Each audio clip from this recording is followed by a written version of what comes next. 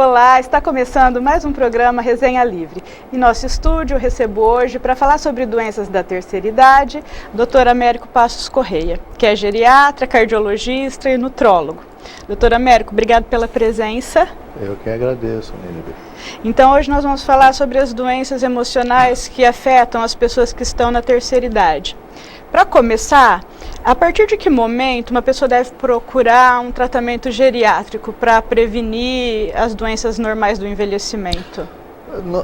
Bem, à medida que quando nós nascemos, nós já começamos um processo de envelhecimento. Esse processo ele se acelera a partir dos 40, 45 anos, onde a partir de então nós passamos a ter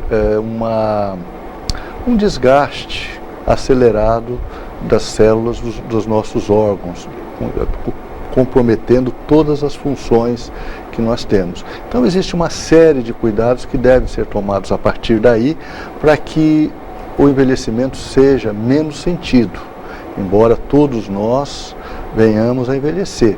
Agora, com os cuidados, esse envelhecimento passa a ser mais lento e você tem qualidade de vida. O geriatra, ele preocupa muito, não é tanto com doenças, porque existe uma geriatria preventiva, curativa e a paliativa.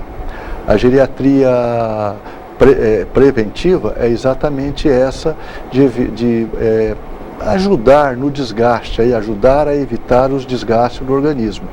Então, essa preventiva deve, a rigor, começar a partir dos 40 anos, quando nós devemos fazer com que esse paciente tenha uma vida, se até então não foi regrada, que melhore isso.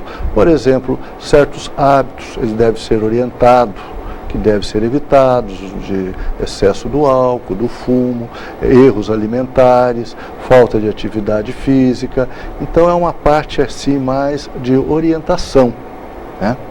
E também fazer a partir daí que a pessoa tenha uma filosofia de vida, onde ele possa estar enquadrando uma série de hábitos e costumes no seu dia a dia, para que a vida para ele, mesmo envelhecendo, seja um pouco menos sofrida.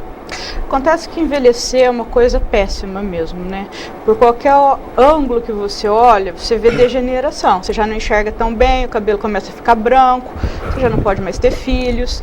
Eu acredito que todos esses fatores que pertencem ao processo natural do envelhecimento corroboram para o desenvolvimento das doenças emocionais.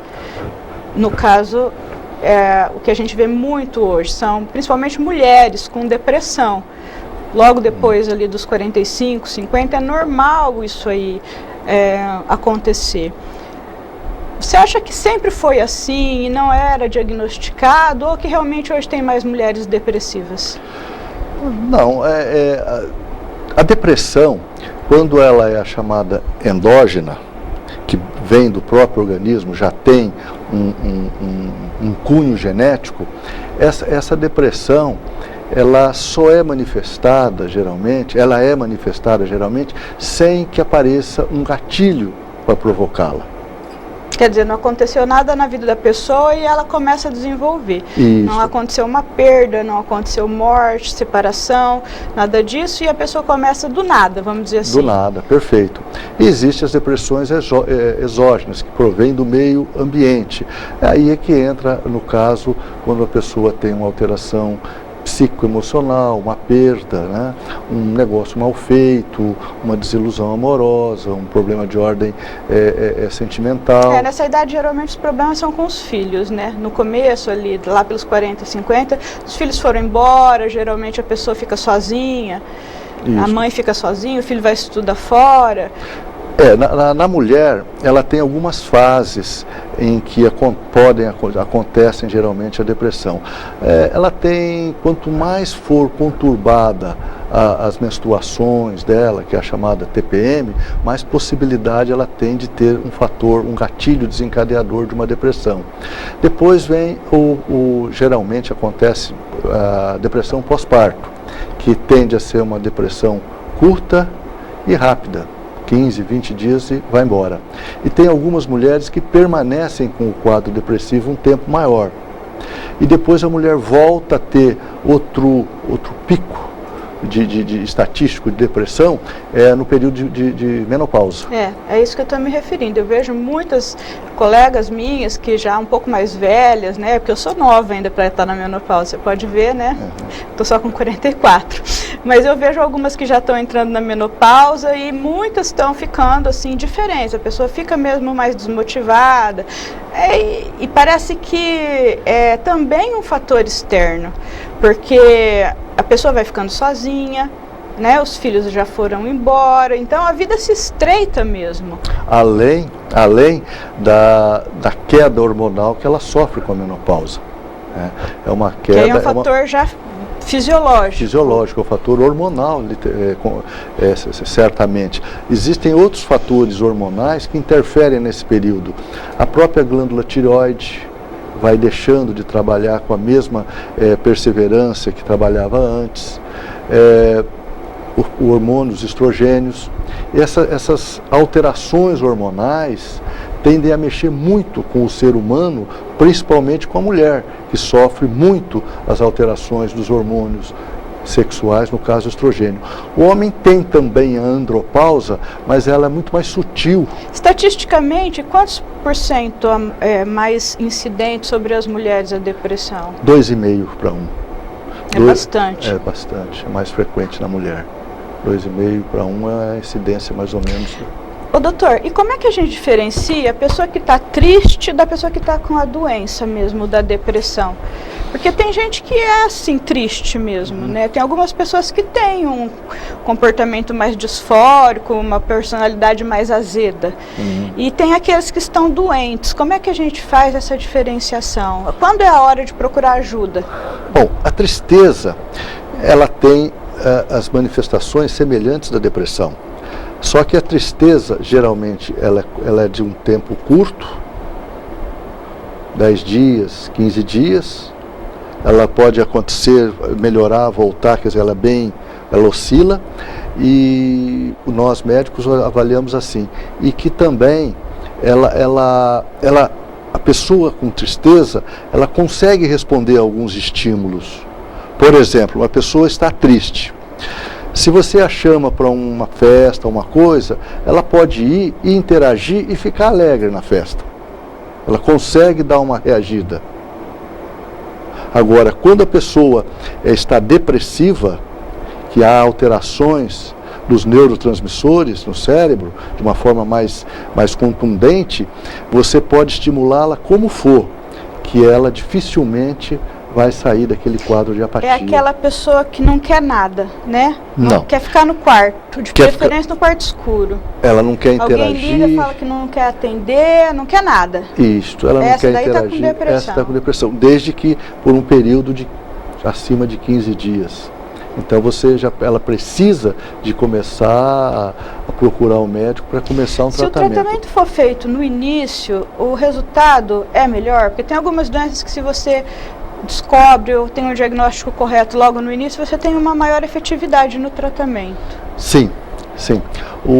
Enfim, na depressão, o ideal é que depois de 15 dias de humor depressivo, falta de energia, pensamento negativo, se procure um médico para iniciar o tratamento.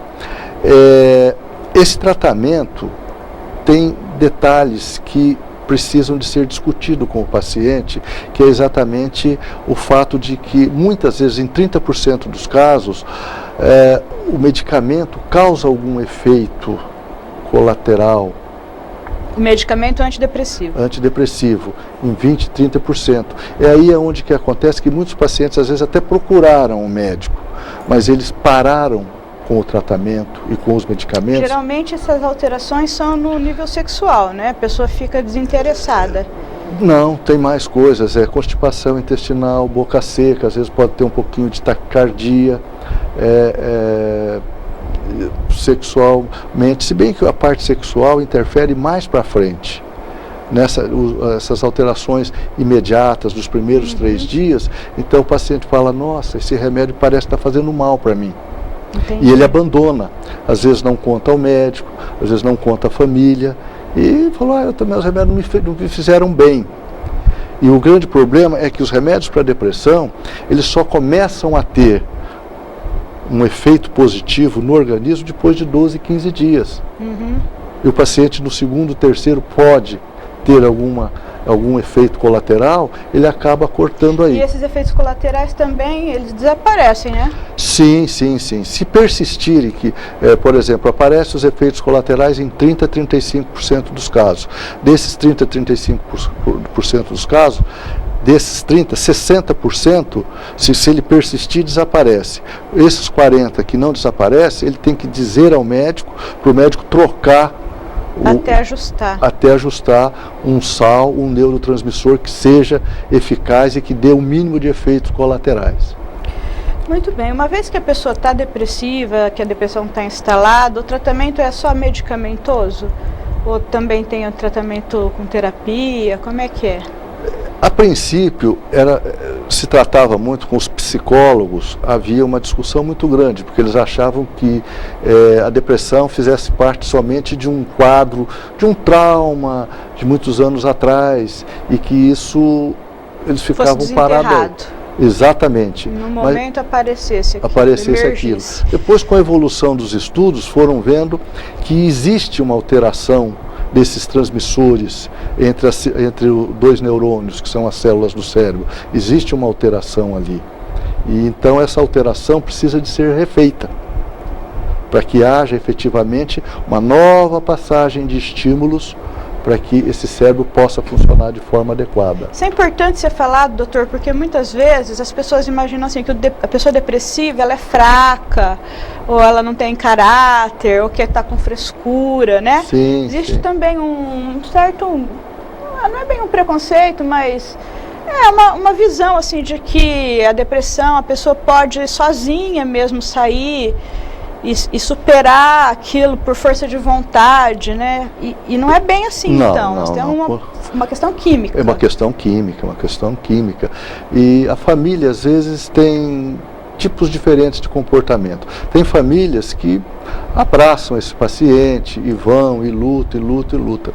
Mas muitas vezes, eles também podem chegar num ponto que eles falam, isso daí não é realmente, como você colocou, frescura, ele não quer trabalhar, ele não quer ficar em casa quieto. Dá um serviço que melhora, né? Isso. A gente escuta muito então falar a família isso. Às vezes também é culpada porque ela desanima de tentar buscar o tratamento.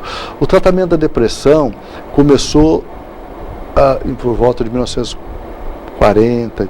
Isso, a princípio, eles não tinham uma ideia exata do tempo que deveria se tratar. Hoje nós já sabemos que quem tem um episódio de depressão, ele tem 50% de possibilidade de ter um novo surto. Quem já teve 2 episódios de depressão, ele passa para 70% de possibilidade de ter um novo surto. Quem já teve 3 surtos de depressão, ele tem 90% de chance de vir a repetir. Então o ideal seria a pessoa se manter em tratamento? Hoje já existe não parar, porque é muito comum também, eu conheço várias pessoas que tomam antidepressivo, é muito comum a pessoa tá tomando tal, aí vai parar, vai ao médico tal, depois tem uma depressão violenta e tem que voltar. O protocolo que nós usamos é assim, uma primeira depressão, você trata no mínimo por um ano. Depois, se o paciente está um período muito bom, longo, 2, 3, 4 meses, bem, você, como eu disse, trata um ano. Não importa se ele já está bem no segundo mês, trata um ano. Depois você tenta retirar o remédio, a medicação. Se sentir que ele está tendo recaída, você mantém. Pode manter até por 2 anos. Então, de 1 ano a 2 anos é interessante que se trate esse paciente. Se a pessoa precisa tomar remédio para depressão para sempre?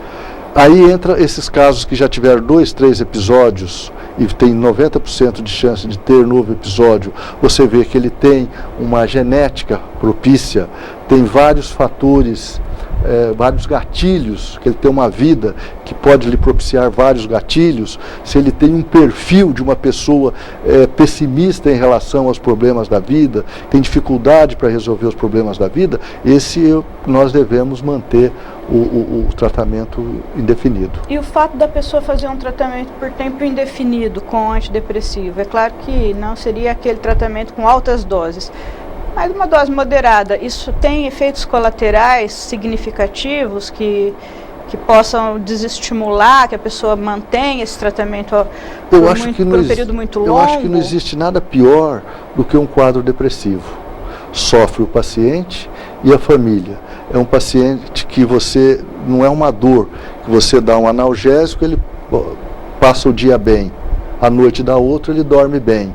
A depressão é uma dor psíquica que sacrifica a pessoa 24 horas.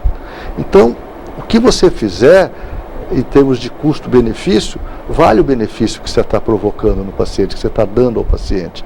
Então, a maioria, hoje, grande maioria dos médicos acha que isso deve ser mantido se ele estiver se beneficiando.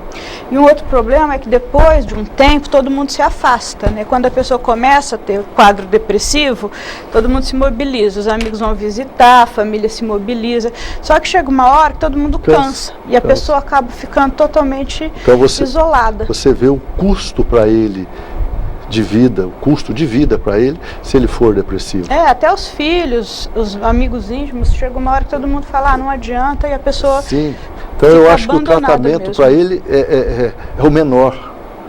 Entendi, então vale investir num tratamento, ainda que seja permanente, para a pessoa poder se manter sociável, né? Exatamente. Tá, nós vamos dar uma pausa, daqui a pouco a gente volta. Fique por aí, é um minutinho e nós já estamos aqui novamente.